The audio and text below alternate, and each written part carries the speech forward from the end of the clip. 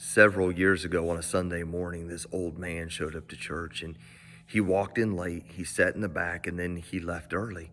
And I didn't recognize him. I didn't have a clue who he was. But the next Sunday, he did the same thing, showed up late, sat in the back, and left early. Only this week, he called me. I answered the phone and he introduced himself and told me that he was the guy who was sitting in the back and who had left early, and shared with me that he was in his 70s. He'd been diagnosed with stage 4 cancer. It was really a death sentence. He just had a few months to live, and that he wanted to get his life right with Christ.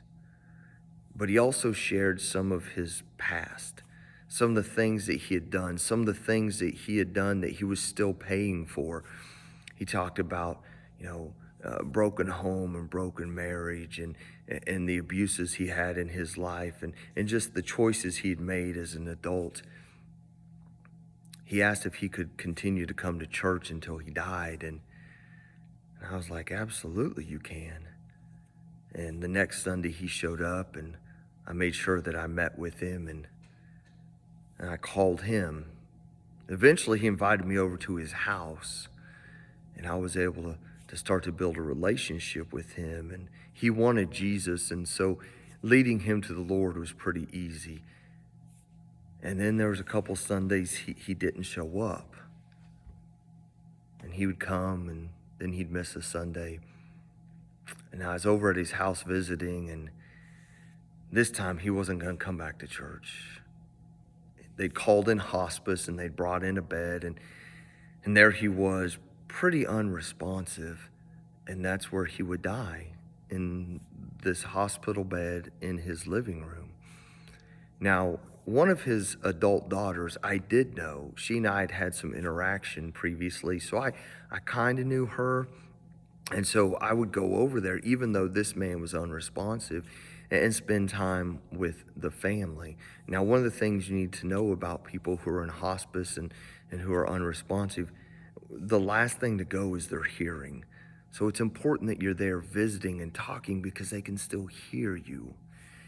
And I remember one afternoon I went over to visit, and the hospice nurse was there, and some of the family was there, and we're visiting, and the hospice nurse notified the family and said, he's gone. He had just very peacefully died there in that living room, surrounded by family. Now, the hospice nurse kind of had a heads up, kind of knew that today would probably be the day. Now, it was in a small town, so the hospice nurse filled out the paperwork and called the coroner, and the coroner showed up pretty quickly. Again, it was a small town. And I remember I'm there with the family, and I'm spending time with the family, and the hospice nurse is there when the coroner shows up, and the coroner is one old guy, and he has the gurney, and he has the body bag, and to this day I don't know why they just sent one old guy to pick up a body. But we're in the living room, and it's kind of awkward, but the coroner has a job to do, and he has to do it. And so the family went into the back room just because they didn't want to witness that. And the coroner grabbed me and said, hey, Pastor, can you help me load the body? I didn't really have time to think. I knew I kind of really didn't want to do that, but I also knew that this family had a need. This man, this coroner, had a need, and I was there. And so it's one of those awkward ministry situations I just found myself into. So this coroner kind of talked me through. We lifted the body, put it in the bag, zipped the bag, put it on the gurney.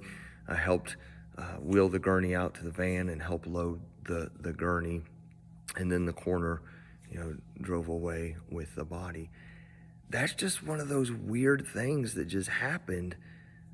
But I couldn't gross out. I couldn't, go, ooh, no, I'm not going to do that. I couldn't do any of those things because I'm in the presence of the family. And so I had to respond quickly and just agree to help this coroner out. And then after the coroner drove away, I went back and spent some more time with the family. I will tell you, ministry throws you some crazy curveballs, And sometimes you're just in the moment. You have to be quick on your toes and have to make a decision. And a lot of times that decision really needs to be based on who you're with in the moment. And so I'm with this family whose dad and grandpa had just died. And so in that moment, I just had to say yes and help this coroner out. Hey, have a great day. And remember to always do ministry with eyes wide open.